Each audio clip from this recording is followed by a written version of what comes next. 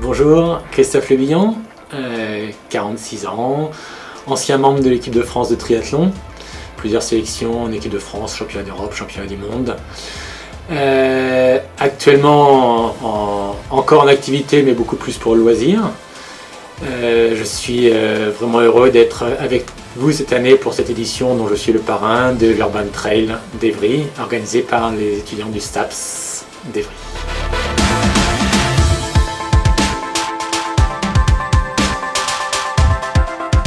Alors j'avoue que quand l'équipe d'organisation est venue me parler de ce trail urbain, j'ai été un peu surpris parce qu'un trail urbain, pour moi, c'est un peu quelque chose qui ne devrait pas avoir lieu, puisqu'un trail, par définition, c'est pleine nature. Toutefois, j'ai été assez séduit par l'idée qu'on puisse amener le trail en milieu urbain et donc aller chercher un public qui n'est pas trop habitué à ce type d'épreuve. Et je trouve ça plutôt sympa de proposer justement ce type de course, trail urbain, je le rappelle, une course à pied à travers la ville, de ramener un petit peu ce type de course aux citadins et aux urbains pour développer ce sport.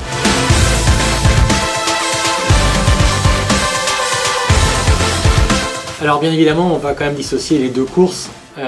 Le 12 km qui doit être une épreuve ouverte à tous, qui doit se préparer un peu comme n'importe quelle course, n'importe quelle épreuve sportive, avec un petit peu de marche-course pour commencer, puis après en augmentant la distance petit à petit. L'objectif étant bien évidemment de participer et de finir dans les meilleures conditions. Pour ça, il va falloir, je conseille un peu, si on parle aux novices, de commencer tout doucement. Il reste peu de temps maintenant avant l'épreuve, donc ceux qui commencent maintenant, ça va être difficile, mais c'est un beau challenge à relever. Et puis en courant dès maintenant, je dirais 3 fois par semaine, 2-3 fois par semaine, de manière assez régulière, sur des courses des durées qui vont de une demi-heure à 1 heure, en augmentant progressivement, on peut être prêt pour le 6 avril, pour cette épreuve.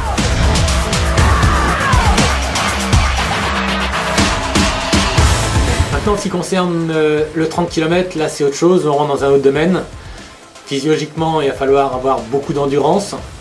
Le rythme est nettement moins important, même si vous allez voir que les premiers courent quand même très très vite, que les spécialistes de la distance sont capables de courir à pas loin de 17 km/h sur une épreuve comme ça, en fonction du relief, ça peut bien sûr évoluer.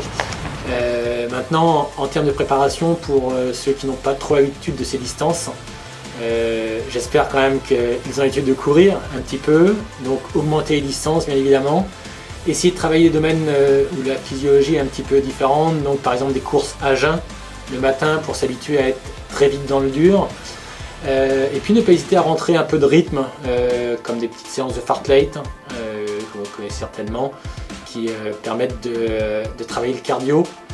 Parce que même si sur le 30 km on ne va pas être en résistance, on peut assimiler l'effort ou retrouver en tous les cas l'effort sur des distances plus courtes. En 1h30 de travail, on peut retrouver l'effort. Ne vous amusez pas à faire des sorties de 30 km, ça ne sert pas à grand chose pour préparer un 30 km, mais voilà, déjà une bonne sortie de 20 km c'est déjà bien pour préparer ça.